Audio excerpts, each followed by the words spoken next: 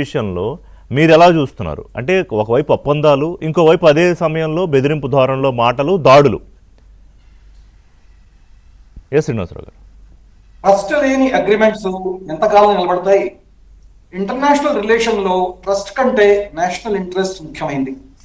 USA, Iran, Israel మధ్య ప్రస్తుతం కనిపిస్తున్నది పర్మనెంట్ పీస్ కాదు, టాక్టికల్ పాజ్. అదొక్కటే.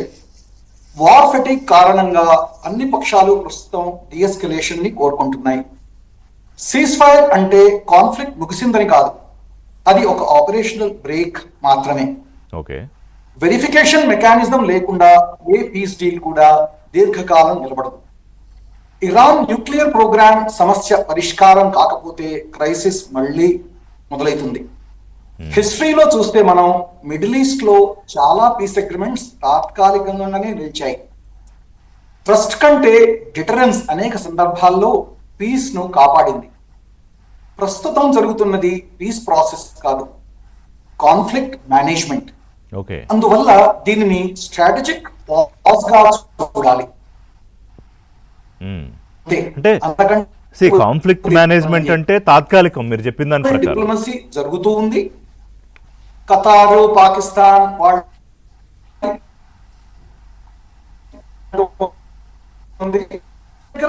ఇది హార్మోన్స్ ని ఆపడానికి ఆపుతుంది.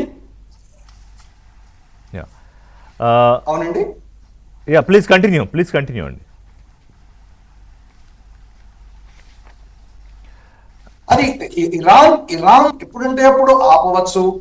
యుఎస్ఏ ఏమో తన 5th ఫ్లీట్ ని డిప్లాయ్ చేసి పెట్టింది. వీళ్ళు డీఎస్కలేషన్ కావాలి అంటే 5th ఫ్లీట్ ని తొలగిస్తారా? లేదు. ట్రంప్ విధానం చూస్తుంటే ఎప్పుడు మొదలు పెడతాడో, ఎప్పుడు ఆపుతాడో తెలియదు. ఎప్పుడు డీల్ డీల్ డీల్ అంటాడో, ఎప్పుడు కాదో తెలియదు. ఇటుపక్క వీళ్ళేమో ఇరాన్ ఏమో వాళ్ళతో లింక్ పెట్టింది. హిజ్బుల్లా ఇది లెబనాన్ లో కూడా యుద్ధం ఆపాలని.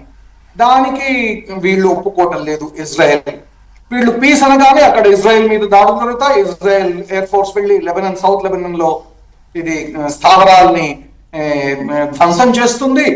వాళ్ళకి కోపం వస్తుంది. వీళ్ళు లెబనాన్ తో లింక్ చేయండి అంటారు. కానీ ప్రపంచ పరిస్థితుల్లో ముఖ్యమైనది మనకి హార్మోజ్ స్ట్రైట్. ఎవరిని కొట్టుకున్నా హార్మోజ్ స్ట్రైట్ అంత ముఖ్యమైనది మిగతా ప్రపంచంలో ఏది కనిపించటం లేదు. ఎందుకంటే అదంతా ఆయిల్, ఎనర్జీ సెక్యూరిటీకి లింక్ అయి ఉంది.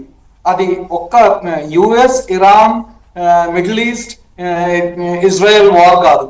అది మన మిగతా దేశాల మీద ఎక్కువ ఇది ఎఫెక్ట్ చూపుతోంది. ఎక్కువగా ఇండియా మీద ఎనర్జీ క్రైసిస్ కి అది ఎలాగో మేనేజ్ చేస్తున్నాము మన దూరదృష్టితోని, దాన్ని డైవర్సిఫై చేసుకున్నాము. అందువలన మనకి డైరెక్ట్ మిగతా దేశాలకి పట్టినట్టుగా మనకి అంత ఎఫెక్ట్ చూపడం లేదు. మొన్న కార్ తీసుకొని వెళ్ళాను, పెద్దగా చమురు ధర కూడా పెరగలేదు. 115 రూపాయలు ఎంతో, ఇంతకుముందు 107 రూపాయలు అలా ఇచ్చేవాళ్ళం. కాబట్టి భారత ప్రభుత్వం ఈ క్రైసిస్ ని ఎలాగోలా మేనేజ్ చేస్తూ వచ్చింది.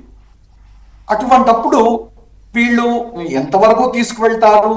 అది ఆగితే అందరికీ మంచిది, అది ఆగకపోతే ఇది ఇన్ఫ్లేషన్ పెరుగుతుంది, రూపీ డివాల్యుయేట్, రూపీ కూడా పడిపోతుంది, స్టాక్ మార్కెట్స్ ఇదైతాయి, కాస్ట్ పెరుగుతాయి, ఇన్సూరెన్స్ కాస్ట్ ఆఫ్ ఇది ట్రాన్స్పోర్టేషన్ పెరుగుతుంది. దీని వలన మనకి దీర్ఘకాలంలో నష్టం. రైట్ అండి. సంజయ్ గారు, ఇది తాత్కాలికంగా వాళ్ళు యుద్ధం చేసి 60 రోజులు ఇచ్చారు కాబట్టి మనకి ఇది we welcome this step. We want that peace is established. yes నిన్న national security chief national interest మనం శ్రీనివాసరావు గారు మాట్లాడదాం మళ్ళీ. సంజయ్ గారు, సో అజిత్ దోవల్ కూడా ఎస్ వీఆర్ వెల్కమింగ్ ఇట్ అన్నారు. ప్రపంచ దేశాలన్నీ కూడా అఫ్ కోర్స్ ఇది ఆగాలనే చూస్తున్నాం. కానీ ఏ